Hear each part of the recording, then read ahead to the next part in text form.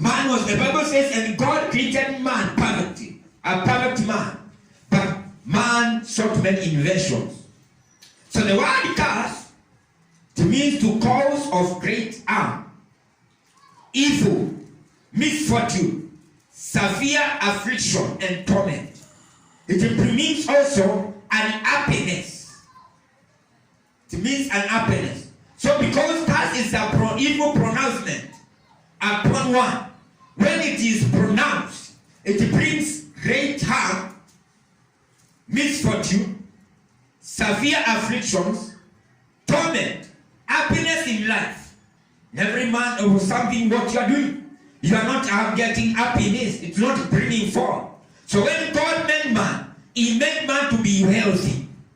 According to that John, chapter verses 2, that John 2, Bible says, I wish above all that you be in health and prosper, even as your soul prospereth. I wish you above all that you may prosper and be in good health, even as your soul prospereth. So it is the will of God for man to be in good health.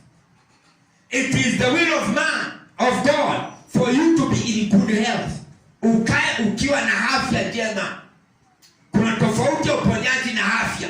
There is a difference between being healed and having good health. So God expects you to have good health. Financially, spiritually, physically. Hallelujah. The 3 dimensions of a man. That you shall be in good health. In your soul, in your spirit, in your mind, you be healthy. And that is where you are going now. In Jesus' name. From today you shall live in health. In the name of Jesus. Jeremiah chapter 8 verses 22. The Bible is asking a question. Is there no healing upon Judah? God, is there no healing balm? Jeremiah chapter 8 verses 22. We can read there quickly. That is a question God is asking to his people. Is there no healing? Is there no cure upon my people? Because he expects us to be in good health every time. Verses chapter 8 verses 22.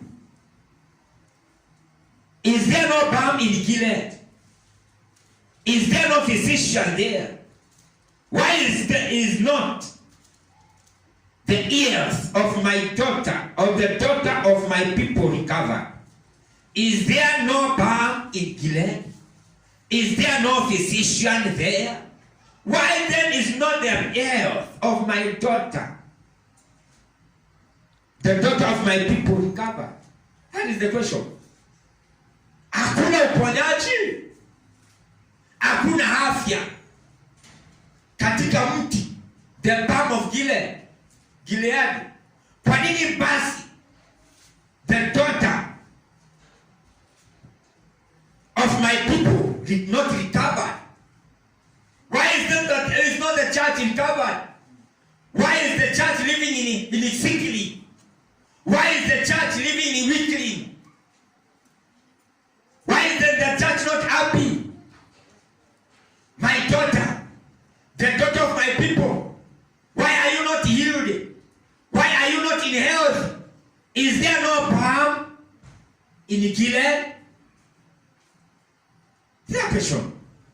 But I thank God because he expects us to be in good health. Jeremiah chapter 30 verse 17. He says this. Jeremiah chapter 30 verse 17. For I will restore health unto thee, and I will heal thee of thy wounds, says the Lord. Because they call thee an outcast, saying, This is Zion, whom no man seeketh after. For I will restore. Wherever you see the word restoration, it means something has been taken from you. You were there before. it. You had something before, you had a good health before, but you lost it. So the Lord is coming and saying, I will restore to you health and cure. Hallelujah. Amen. I will restore. I will restore to you health and cure. The lost health, I will restore it. I will restore your finances. Whatever you've lost, I will restore. That is the Lord saying this. Jeremiah 30, verse 17. For I will restore health unto thee, and I will heal thee of thy wounds. Na nitaponya majeraha yako. Nitaleta uponyaji kwako. Nitarejesha afya yako na kuponya majeraha. Yale majeraha ambayo yaliwekwa na ugonjwa. Yale majeraha ambayo yaliletwa na zile vidonda ambayo viliwekwa na nguvu za giza, nitakuja kuponya. Bwana asema, may somebody be healed this morning in Jesus' name. As the Lord is coming, He is coming to restore your cure, to restore you and the cure of your wounds. So wherever you are wound, wherever the wounds are, whether internal wounds or physical wounds, the Lord is saying, I'm coming to heal them. Sometimes we are walking, lakini tuko na vidonda ambavyo viko ndani ya roho zetu. We have wounds in our spirit. Our spirits are wounded. Our minds are wounded. Our bodies are wounded. Hey, even our morals are wounded. Maybe from where we've been passing through, the things, by the things we've been passing through. Maybe wounds from our families, maybe wounds from our churches, from the man of God, from your colleagues, maybe wounds from one or two things in your places of work. But the Lord is saying, I'm coming to heal your wounds. I'm coming to heal your wounds. I'm coming to heal your wounds. Because there is healing balm in the air. I'm coming to heal. Hallelujah. May the Lord heal you today. I don't know sijui kidonda gani ulio nacho. You may have a wound from your husband, a wound from your wife, a wound from your child, a wound from a great person, from your seniors or juniors. But the Lord is not careful of whatever wounds is there. He's saying, I'm coming to heal your wounds. May that wound be healed now. If you get this message today, you will walk free. In Jesus' name. Jeremiah chapter 33, verse 6. This is what the Lord is saying this. Verse 6. Behold, I will bring health and cure, and I will cure them, and will reveal unto them the abundance of peace and truth. Thank you, Jesus. Kumbe when you are sick, hauna peace. When you are sick, you don't have peace. When you are sick, you don't have peace. You are afflicted. So the Lord is saying this in the book of Jeremiah chapter 33, verse 6. Behold, I will bring health and cure. Nitaleta uponyaji kwa maisha yako. I'm bringing health and cure. And then I will reveal unto them the abundance of peace. I will give you peace. So there are some wounds which are caused by some sorts of afflictions, traumas, uneasiness, sicknesses like cancers. They are brought out of kushtuka na vitu zingine, internal wounds. He said, when I will come, I will heal you and restore your peace. May you receive peace now in Jesus' name. For the healing of your wounds. For the healing of your wounds. And then I will then reveal them my truth. You will get the truth. For the Bible says, you shall know the truth. And the truth will set you free. And you shall be free. And free indeed. May you receive that freedom now. In Jesus' name. I pray that today, God will restore health and the cure to us. descriptions of being in good health. I'm a condition to stay healthy. One, because anytime God is giving some instructions, he brings, it's like a doctor. Take this medicine 3 times a day, 1 time a day, and you will recover. So the recovery is this. 1, diligent hearing of God. Exodus chapter 15, verses 26. Want us to go there quickly? In Exodus chapter 15. This is what the Lord is saying. Verses 26. And he said, if thou wilt diligently hearken to the voice of the Lord thy God, who will do that which is right in his sight,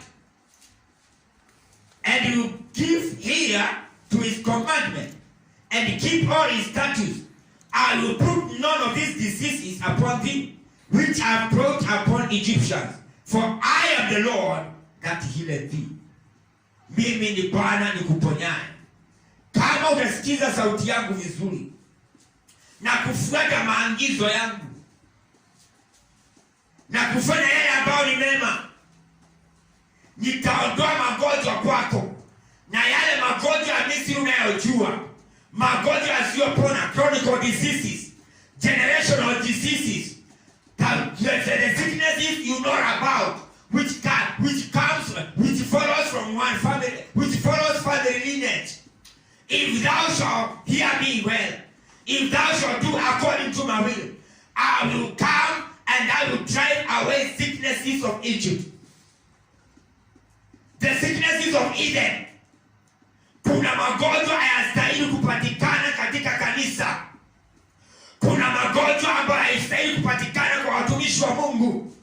Kuna magonjwa ambayo hayastahili kupatikana kwa watoto wa Mungu wapendwa. Kuna magonjwa ambayo ni ya kimataifa. Haleluya. Kuna magonjwa ambayo ni ya Eden, ni ya watu wa mataifa, lakini si kwa watoto wa Mungu. Na ndio Mungu anasema ya kwamba na yale magonjwa ya Misri ambayo unayajua sitayaleta kwako. The sicknesses of Egypt, the sicknesses of Eden, the sicknesses of ungodly people, the sicknesses of idol worshippers, that I will take them away from you. They shall not come near you. That's what he's saying. And I say, if thou wilt diligently hearken the voice of the Lord thy God, and you do that which is right in his sight, and you give ear to his commandment, and keep my statutes, I will put none of these diseases upon thee, which I brought upon the Egyptians, for I am the Lord that healeth thee. Mimi ndio Bwana nikuponyaye. Si Bwana akuponye siku ya leo. May the Lord heal you this morning in Jesus' name. Number 2, righteous dealing. Righteous dealing. When your dealings are righteous, when thy dealings are well before God, they are right with the God. You are the right with the people. Unafanya matendo ya haki. What you are doing is right before God. Is right before people. He says this. Exodus chapter 23, verses 25.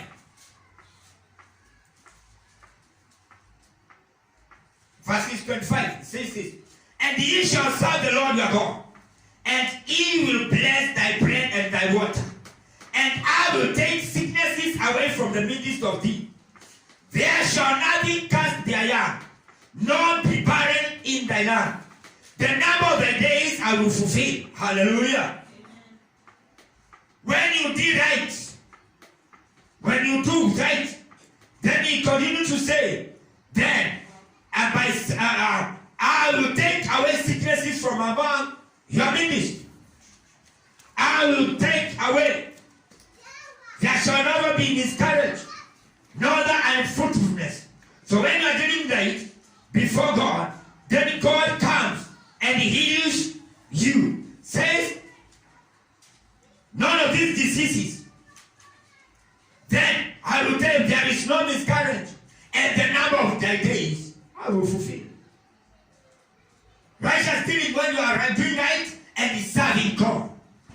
Number 3, serving God diligently.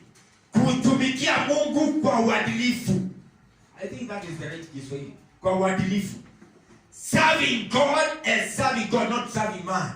You can come to this church, userve mtu miaka na miaka, na bado ukose kupata faida. But when you are serving God diligently, the Bible says, thou shalt serve the Lord your God, and he shall bless your bread and water. He will take away sicknesses from among your midst.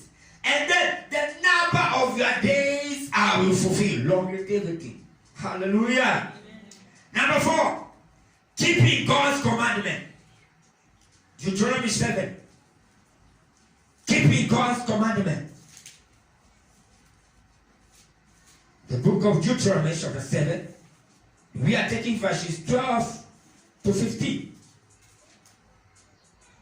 Therefore, it shall come to pass, if ye shall hearken to this judgment, and keep and do them, that the Lord thy God shall keep unto thee the covenant and the mercy which he swore unto thy fathers. And he will love thee and bless thee and multiply thee. He will also bless the fruit of thy womb, and the fruit of thy hand, thy corn and thy wine, and thine oil, the increase of thy king, and the flocks of thy sheep, in the land which he swore unto thy fathers to give. Number 14. Thou shalt be blessed above all people. There shall not be male or female barren among you, or among your cattle. Number 15. And the Lord will take away. And the Lord will take away from thee all the sicknesses, and I will put none of these evil diseases of Egypt, which thou knowest upon thee, but will lay them upon all them that hate thee. That is what the Lord is saying. When you shall keep his covenant, his commandment, says, I will take away all the diseases from among your midst. I will bless your king. I will bless your flock. I will bless your chicken. I will bless your business. I will bless your family. I will bless the fruit of your womb. I will bless the work of your hands. Everything that you touch will prosper. Because the people, I will bless everything that you do. When you keep my commandment, I will take away sicknesses from among your midst. May the Lord take away sicknesses from among our midst today. In Jesus' name. Hallelujah. By the grace of God. When you keep his commandment. Number 5. Honoring the Lord. Honoring the Lord. Proverbs chapter 3. Verses 7 to 8. Honoring the Lord. If you want to stay healthy, if you want to stay in good health, these are the prescriptions of the Lord, which is given to his people. Verse 7. Be not wise in thy own eyes. Fear the Lord and depart from evil. It shall be health to thy navel and marrow to thy bones. Hey, hallelujah. Woo. Be not wise in thy own eyes. Fear the Lord and depart from evil. Meaning honor the Lord. Verse 9 says, honor the Lord with thy substance and with the fruit of thy increase. So shall thy barn be filled with plenty, and thy presses shall burst out with new wine. Hallelujah. Be not wise in thy own eyes. Fear the Lord and depart from evil. Why? It shall be health to thy navel and marrow to thy bones. If you want your health to rejuvenate, kama unataka uwe na afya ya mifupa, ni sawa wale wanakimbia huku na kule, it is okay, but there is an easy way of staying healthy. Hallelujah. You have not seen anywhere Joshua Caleb, the son of Nun. Kwenda mazoezi si mabaya, ni mazuri. But the Bible says at 85, Caleb anambia Joshua, give me this mountain. I feel as if I am 40. And can still conquer the giants. I can still possess the land. Hallelujah. And the head I have. Good health to your bones. Na kama kuna ugonjwa siku hizi inasumbua watu, ni ugonjwa wa mifupa. Uzee ni nini? Si ni mifupa inaisha nguvu. Haya, sio? Ni mifupa inaisha. But remember our father Abraham, our friend Jacob, he walked from Egypt from Israel to Egypt. Akiwa na miaka 100. Was trekking. And he went up to Egypt. Trekking, walking. Because he was in health. By the grace of God. So when you honor the Lord, it shall bring health to thy navel and to thy bones. May the Lord honor you today. Number 6. Proper prayer and fasting. Proper prayer and fasting. Mark my word. Proper prayer and fasting, not hunger strike. Isaiah chapter 58, verses 6 to 8. Oh, I thank God. The Bible says this. Is not this the fast that I have chosen? To loose the bands of wickedness, to undo the heavy burdens, and to let the oppressed go free, and that ye break every yoke. Number 7. Is not to deal thy bread to the hungry, and that thou bring the poor that are cast out of thy house. When thou see the naked, that thou cover him, and that thou hide not thyself from thy own flesh. Number 8.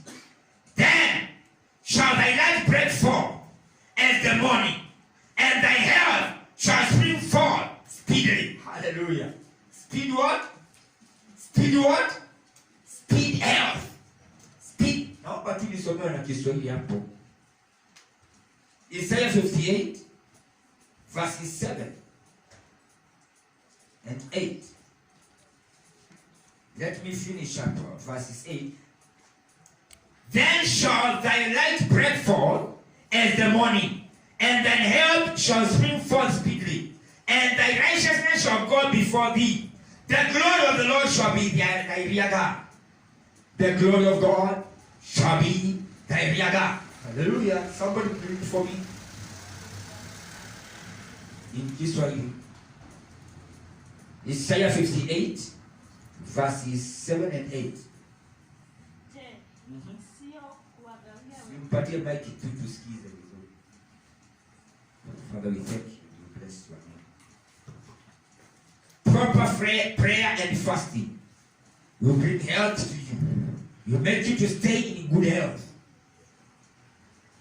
Je, sio kuwagawia wenye njaa chakula chako na kuwaletea maskini waliotupwa nje nyumbani kwako. Umwonapo mtu aliye uchi, umpike nguo, wala usijifiche na mtu mwenye damu moja nawe. Ndipo nuru yako itakapopambazuka kama asubuhi. Na afya yako itatokea mara. Na haki yako itakutangulia. Utukufu wa Bwana utakutafuta nyuma ukulinde. Amen.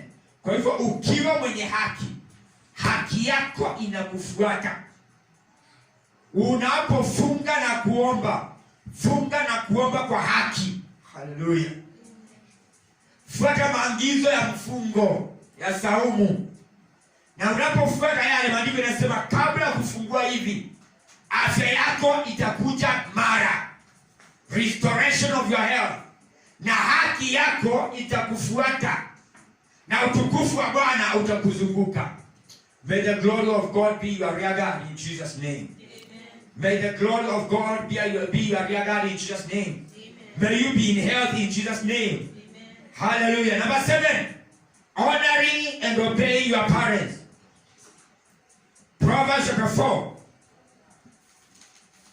Proverbs chapter 4 and verses 20 to 23. Honoring your parents. When you honor your parents, you secure good health. Proverbs chapter 4 and verses 20 to 23. The Bible says this. My son, attend to my words. Incline thy ear unto my saying. Let them not depart from thy heart. Keep them in the midst of thine heart. Why? For they are life unto those that find them, and health to all thy flesh. When you keep the commandments, the saying of your dad, the saying of your mother, the saying of your parent, the Bible says this: they are life unto those that find them, and health to all thy flesh. May you be healthy in Jesus' name. Amen. As you obey your parents. How I thank God, because Ephesians chapter 6 verses 1 says, children, obey your parents in the Lord. Children, obey your parents in the Lord. For this is what? Right. Honor your father and mother. For this is the first commandment with a promise, that you may live long on earth. Most of the premature deaths, most of the untimely deaths are coming as a result of disobedience to parents. And that's why we don't argument from the Bible. Those who obeyed their parents, they lived long. Hallelujah. Amen. Look at Moses at 120. His vision is okay. When he honored his father-in-law. Look at Jacob. Mpaka anaambia watoto wake naenda kulala. Hallelujah. May you honor to secure longevity in Jesus' name. Amen. May you honor your parents to secure long life and good health in the name of Jesus. Oh, thank you, Lord. Thank you, Jesus. Number 8.